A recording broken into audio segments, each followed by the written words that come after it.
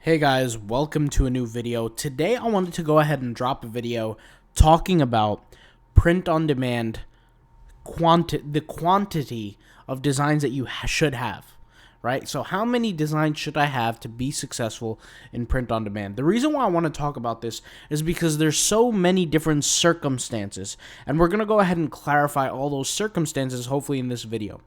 So I'm just stating perfectly based on my own philosophies and my own experience. For those who've been watching a lot of my other videos, you probably already know about a lot of my philosophies about hard work, pushing forward, doing what you got to do to get the success as opposed to waiting for the success to come to happen to you. You guys know what I'm talking about, right? All those kind of successful vibes. Let's go ahead and talk about how many quantities to be successful with print on demand. So what I'm really going to do is I'm going to give a range here. I'm not going to say a specific number, all right? But I want everybody to kind of understand the concept of where I'm coming from this. So from a standpoint of a marketplace, so like a Redbubble or a Zazzle or TeePublic, things like that, merch by Amazon, it is more profitable to have more designs out there into the ether. Now, immediately when I say things like that, you have a certain small group of people who come out and say, well, I would much rather upload one or two really good designs than a bunch of, hundreds and thousands of designs that look like crap. And I would sit here and say, why would you upload hundreds of thousands of designs that look like crap? You shouldn't be doing that anyway. I mean, if you're going to do that, you might as well just not do it because you're wasting your time. People have to buy something that looks good. So what I'm really trying to say is when I say, do more designs in a marketplace economy, right? So something like Redbubble, which is clearly a marketplace where you're competing with others, then it only makes sense to add more designs to your repertoire. The only thing is you have to understand that it's not just about quantity. There are other things that do matter to acquire success, right? So it's not just quantity, but there's a lot of different aspects. Like, for example, if you want to be an NFL athlete, it's not just hard work. It's not just waking up 5 a.m. to go train. It's not just that. There's so many other things that deem someone successful in that arena, right? So in the game of print on demand, it's not just quantity, but we're talking about quantity specifically. So for a marketplace economy, something like Redbubble, Zazzle, etc., you will need to create more content to help push your success forward, right? But let's talk about something like owning your own store, like a Shopify. Well, in this case, you don't need to have a large quantity. Now, there's a specific reason why I'm saying this. You have to think of the ways that you can acquire traffic. So let's go ahead and go with advertising, for example, right? If I have 6 really good designs that people really, really want to buy, that is by no means a lot of quantity. It really isn't. It's, in fact, very low quantity. But it can be incredibly successful. And how do I know that? Well, because I've been in the arena of paying for advertising, creating my own stores, things like that. And what I've learned is that when you have a product that you are advertising outside of something like a marketplace, but creating it for real, and you have majority ownership of it and you're taking majority of the profit, you can get away with promoting only one product. For example, if I create only one design, there is a way to sell that one design. Creating a one-product store, things like that. There are ways to do it. And you can be very successful, and that is in the print-on-demand space. I'll give you a quick example. Let's just use the example of being an engineer and a dad at the same time. You can create a shirt that says, I am a proud engineer dad, something like that. And you make it look good, and then you go to Facebook and you target people who are dads and people who are engineers over a certain age of, the male gender, and who have a purchasing previous history on Facebook, and you send them that ad.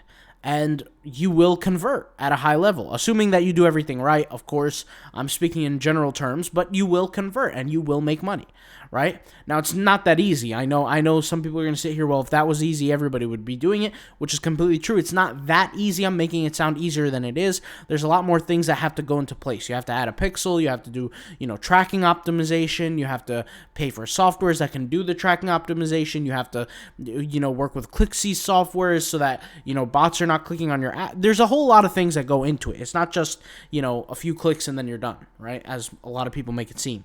But that is a general concept of how you can get very, very few designs selling and making a lot of money.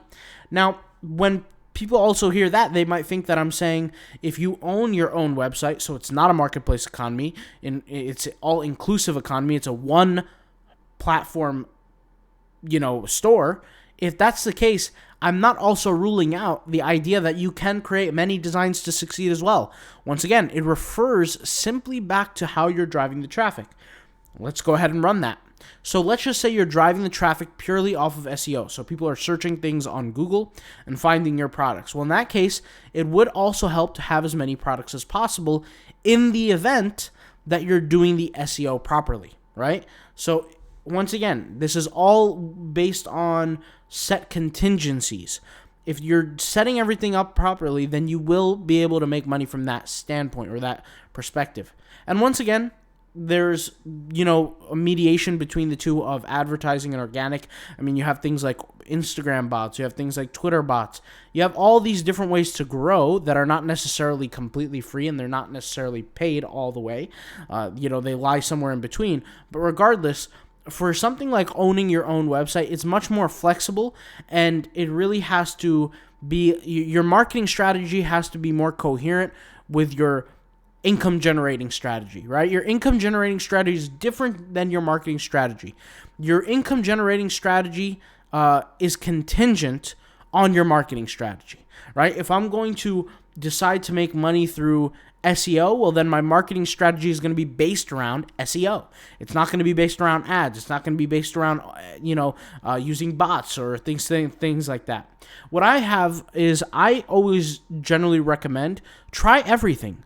Do everything as much as you possibly can. Of course, there's not all the time in the world, but, we're here on Earth. We might as well try it. We might as well give it a shot, right? And eventually, you will succeed towards something.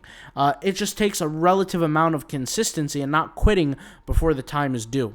And really, the reason why I'm talking about this is because, and I won't keep this video going on for too long, I just want to check the time, but the reason why I'm talking about this is because I feel like there's always this ongoing confusion in the print-on-demand space. Well, how many designs should I create? Or, what's a good number of designs? And there is no number specifically, right? Because everybody's different. Some people have the capability to create 3 designs a day, and that's their maximum. They can't do any more. They don't have the time. They don't have the energy, etc. Some other people might have the ability to do 21 designs a week. That's the exact same as the individual doing 3 designs a day, but maybe their schedule is a little bit different. Some people have the ability to do 100 a day, and upload onto their own private website. Everybody's a little bit different, and I don't think we should kind of treat everybody the same. Obviously, if I had a student that had the ability to, send as much time and put as much time into their own business, then I would highly recommend that they do as much as possible. If we're talking about something like a Redbubble, do 60 designs a day, right? If I could just openly say something like that. But I am not blind to the fact that people have lives. People have real lives. They have kids. They have businesses. They have, doctor's appointments. They have responsibilities. They have to go to work. They have real things aside from just, print on demand. I totally get that.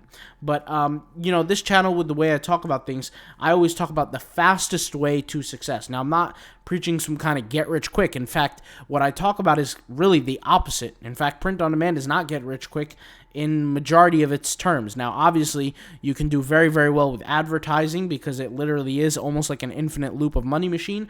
But aside from that, it's really not get rich quick. I mean, you're not really going to get rich doing this unless you're doing it for a very long time and you're saving your money and compounding interest, etc. But other than that, that's pretty much all I got to say, all right? So thank you guys for watching. Hopefully this video was helpful, and I'll talk to you guys later. Peace out. Bye.